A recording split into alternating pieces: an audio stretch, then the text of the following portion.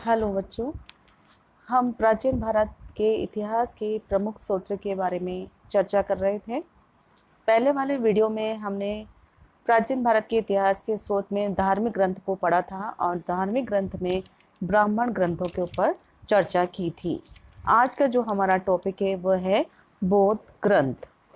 6ठी शताब्दी में धार्मिक क्रांति हुई और इसके अंतर्गत एक नवीन बौद्ध धर्म का उदय हुआ और इसके प्रवर्तक कौन थे? गौतम बुद्ध। ब्राह्मण साहित्य की भांति बौद्ध धार्मिक साहित्य भी अत्यंत विशाल और समृद्ध है। इस साहित्य में न केवल प्राचीन भारतीय इतिहास के निर्माण के लिए हमें सामग्री प्राप्त होती है, वरन इसमें ऐसे तथ्य भी हैं जिनकी ब्राह्मण साहित्यकारों ने उपेक्षा की है। अब देखिए कौन कौन से हैं। प्रारंभिक जो बौद्ध ग्रंथ लिखे गए थे वे पाली भाषा में लिखे गए, लेकिन परिवर्तित बौद्ध ग्रंथ संस्कृत भाषा में भी लिखे गए। अब यहाँ हम देखेंगे कौन कौन से हैं। पहला है हमारा पिटक ग्रंथ या पिटक साहित्य। बौद्ध धर्म के सिद्धांत पिटक ग्रंथों में संकलित हैं। ये 3 पिटक हैं। एक फिर आपके क्वेश्चन है जीके का, विनय पिटक, सूत पिटक और अभिधम पिटक। 3 की संख्या के कारण इन्हें त्रिपिटक भी कहा जाता है। इनमें विनय पिटक सबसे पुराना है। इसमें भिक्षु भिक्षुणियों के संग तथा उनके दैनिक जीवन संबंधी आचार विचार, विधि निषेध एवं यम नियम आदि का संग्रह हुआ है। सुत्त पिटक में बौद्ध धर्म के उपदेश, सिद्धांत, आख्यान, उदाहरण और कथानकों का संग्रह है। अभिधम पिटक में बौद्ध धर्म के सिद्धांतों और दर्शन की उच्च स्तर पर विवेचना की गई है। ये ग्रंथ धर्म परक है और इनमें से बुद्ध के समय भारत के संबंध की बहुत सारी बातों का हमें ज्ञान होता है। त्रिपिटकों पर जो भाषाएं व टीकाएं लिखी गई हैं उनमें अनेक प्राचीन आख्यानों व इतिवृत्तों का समावेश है। इसके बाद है जातक ग्रंथ। त्रिपिटक के बाद जातक ग्रंथ आते हैं। ऐतिहासिक दृष्टि से जातक कथाओं का भी महत्वपूर्ण स्थान है। अब जातक कथाओं में क्या है? महात्मा बुद्ध की पूर्व जन्मों की काल्पनिक कथाएं लिखी गई हैं जो अपने समय के समाज का सुंदर चित्र हमारे सम्मुख उपस्थित करती हैं। इन कथाओं में उस युग के अनेक राजाओं के बारे में बताया गया है। मौलिक जातक जो ग्रंथ है वो तो अब विलुप्त हो गया, पर इस पर जो टीका लिखी गई थी जातक टट्टवड़ना से हमें इनके बारे में जानकारी मिलती है। इन जातक ग्रंथों में बौद्ध धर्म के समय का हमें सामाजिक, आर्थिक, राजनीतिक स्थिति की जानकारी भी मिलती है। इसके बाद हम देखेंगे पाली ग्रंथ। इतिहास के निर्माण में पाली ग्रंथ में 3 विशेष रूप से हैं। 3 ग्रंथ हैं, मिलिंदपनु, दीपवंश और महावंश। मिलिंदपनु में यूनानी नरेश मिनेंडर और बौद्ध भिक्षु नागसेन के ऐतिहासिक मिलन और वार्ता का वर्णन है। दीपवंश और महावंश ये दोनों लंका के प्राचीन क्रमबद्ध इतिहास है, परंतु इन दोनों में प्राचीन इतिहास की बहुत सी महत्वपूर्ण बातों का वर्णन भी मिलता है।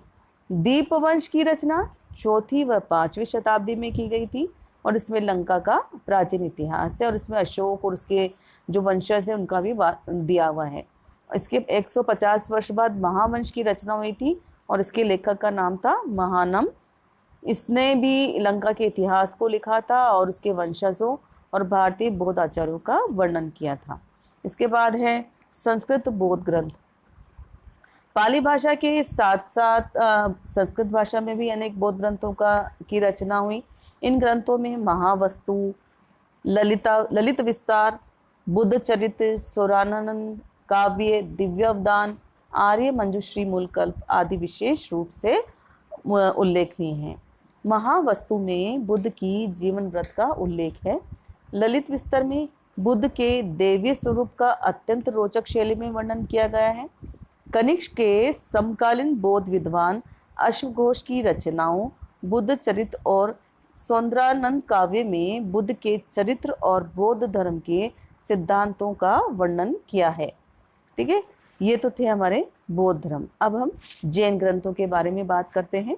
बौद्ध धर्म के समान ही जैन धर्म भी, जो ये जैन साहित्य भी है, हमारे प्राचीन भारत के बारे में बहुत सारी उपयोगी सामग्री उपस्थित करता है और इसमें अनेक ग्रंथों की रचना हुई, जिनमें परिविष्ट पर्व, भद्रबाहु चरित्र, जैन आगम ग्रंथ, व्याख्या एवं टीकाएं उल्लेखनीय हैं। ऐतिहासिक दृष्टि से परिशिष्ट पर्व का महत्वपूर्ण स्थान है। इसके लेखक कौन थे? आचार्य हेमचंद्र सूरी। प्राचीन इतिहास के संबंध में जो आख्यान, गाथाएं व अन्य वृत्तांत जैन साहित्य में विद्यमान है, उन सबको इस ग्रंथ में संग्रहित किया गया है। आपको पता है ना, जैन ग्रंथ महावीर स्वामी से संबंधित है, तो भगवान महावीर के समय के राजाओं और अन्य जैन सम्राटों के संबंध में इस ग्रंथ में हमें बहुत सी उपयोगी बातों का ज्ञान होता है। भद्रबाहु चरित्र में प्रसिद्ध जैन विद्वान भद्रबाहु और चंद्रगुप्त मौर्य से संबंधित घटनाओं का उल्लेख भी हमें मिलता है। जैन धर्म ग्रंथों में जैन आगम ग्रंथों का महत्व सबसे अधिक है। आपका ये फिर क्वेश्चन है, आगम ग्रंथ किसके हैं? जैनों के हैं। और कितने हैं जैन आगम? 12 अंगों में विभाजित है, जिनमें आचार्य सूत्र में जैन भिक्षु के आचार संबंधी नियम बताए गए हैं। भगवती सूत्र में महावीर स्वामी के जीवन व्रत एवं क्रियाकलापों का उल्लेख है। इसी प्रकार किसी अंग में विरोधी मतों का खंडन है, किसी में महावीर स्वामी की शिक्षाएं, किसी में उपासक जीवन के विधि विषेदों और आचार विचारों का वर्णन है, तो किसी में भिक्षुओं के निर्वाण प्राप्ति का उल्लेख। बहुत से तो जैन विद्वान और मुनियों ने जैन ग्रंथों पर संस्कृत भाषा में कई टीकाएं भी लिखी और इससे हमें तत्कालीन जीवन की बहुत सी जानकारी मिलती है। जैन ग्रंथों के अलावा कई ग्रंथ हैं, जैसे कथा कोश, त्रिलोक प्रज्ञति, लोक विभाग, आराधना कथा कोश, आवश्यक सूत्र, स्तविरावली, भगवती सूत्र, कालिका पुराण। इन सब से हमें प्राचीन भारत के इतिहास की उपयोगी जानकारी मिलती है। तो ये थे हमारे जैन और बौद्ध धर्म, जिससे हमें प्राचीन भारत की बहुत सी उपयोगी जानकारी प्राप्त होती है।